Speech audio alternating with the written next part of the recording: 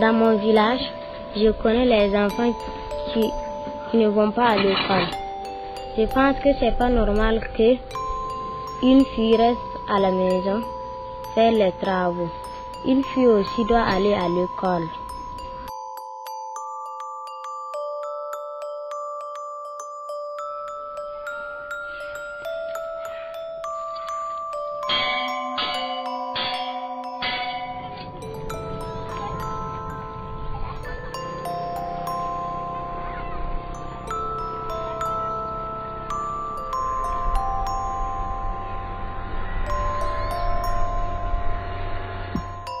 L'objectif du programme, comme je l'ai dit tantôt, est de permettre un accroissement du taux de scolarisation des filles. Et il y a également l'aspect de prise en charge même d'amélioration de la qualité à travers un certain nombre d'actes. Il s'agit notamment d'améliorer l'accès à la nutrition des enfants. Il y a également l'aspect d'hygiène et également l'aspect de production.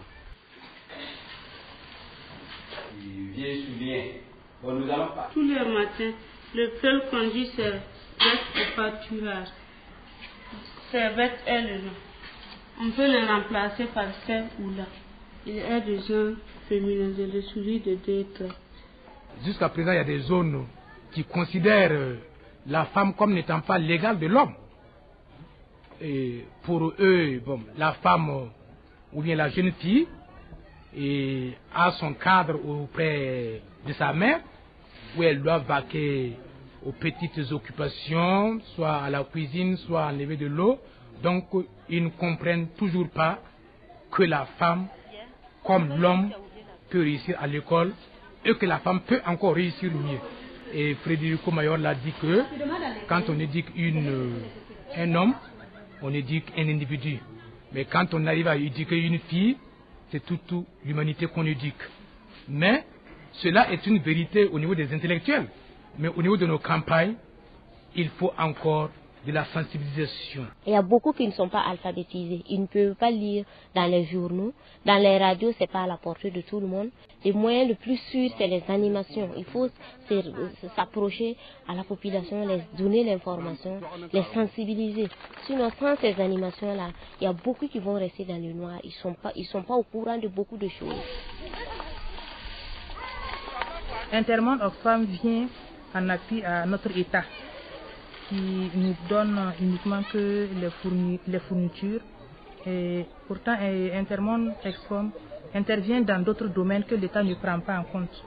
Voilà, si nous prenons par exemple le domaine de l'hygiène. Nous avons des lave-mains avec lesquels les enfants, une fois qu'ils se sont salis les mains, savent où aller les laver. Et il faut dire que cette pratique va au-delà de l'école. Les enfants ont cette habitude de les transposer en milieu familial, ce qui du même coup aide les parents et en partant tout le village.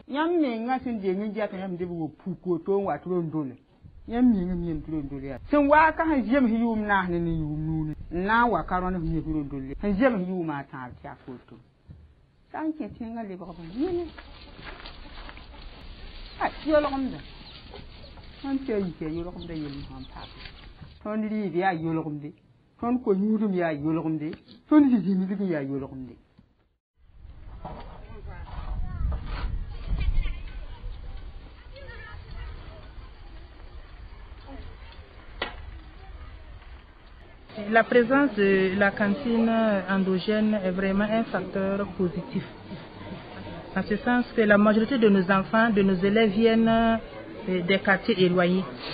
Alors avec cette cantine maintenant, les enfants n'ont plus besoin de repartir à midi pour manger. La présence du jardin également nous permet d'améliorer notre cantine. Puisque nous produisons des aubergines, des choux, des oignons. Donc cela contribue également à améliorer la cantine et partant du point et la santé également des enfants. Nous pensons que la production au niveau des écoles doit permettre aux enfants de mieux s'intégrer à la communauté parce que le programme intervient dans des écoles qui sont situées dans des milieux ruraux. ni kam ti l'école la ya yoro pale ton so mabra bala ton kum de sudun ne bi ya min sambe kalo teta pour enfant ya hi pam tien so la pam bébé lo ton ko ngala ton pakane siam don lilla kalo ngata yoro ya yoro yinga o mera to bi karama